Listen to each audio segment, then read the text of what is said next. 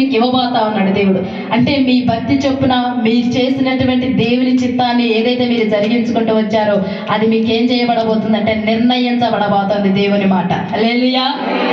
అంటే దేవుడు అంటే నిర్ణయం చేస్తా ఉన్నాడంట ఎవరికి ఏమి ఇవ్వాలి, ఎవరికి ఏది మాట పంపాలని. ఆ నిర్ణయించే దేవుని దగ్గర నువ్వు ఎలా ఉండాలంటే చాలా భయంతో బ్రతకాలి. ఎలా బ్రతకాలమ్మా? చాలా భయం కలిగి బ్రతకాలి. ఎందుకంటే తెలుసా, దేవుడి దగ్గర ఎలా ఉండాలంటే నిప్పుతో చెలగాటమాడినా ప్రమాదమే, కరెంటుతో చెలగాటమాడినా ప్రమాదమే, దేవుడితో చెలగాటమాడితే ప్రమాదమే. చాలా జాగ్రత్తగా మనం ఎలా ఉండాలంటే ఒళ్ళు దగ్గర పెట్టుకోవాలి. ఎలా ఉండాలి తెలుసా? ఒళ్ళు దగ్గర పెట్టుకొని భక్తి చేయాలి. నాకు నచ్చినట్టు నీకు నచ్చినట్లుగా భక్తి చేస్తే ఎక్కడ కరెంట్ ఎక్కడ కాల్చాలో అలానే కాల్చింది దేవుని వాక్యం కూడా. అందుకే మనం ఎప్పుడు కూడా దేవునికి ఎలా ఉండాలంటే భయపడుతూ బ్రతకాలి.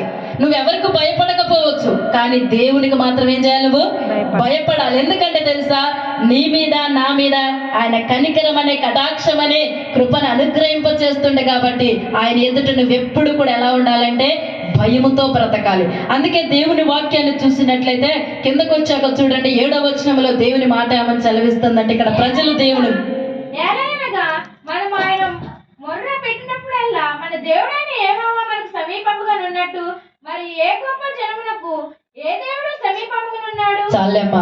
ఇక్కడ దేవుడు ఒక మాట ఏంటంటే, ఇక్కడ మోషే ఏమంటున్నాడంటే, యాలే అనగా ఆయనకు మొరపెట్టినప్పుడల్లా మన దేవుడైన యెహోవా మనకు సమీపముగా ఉన్నట్లు మరి ఏ జనమునకు ఈ దేవుడు సమీపముగా ఉన్నాడు.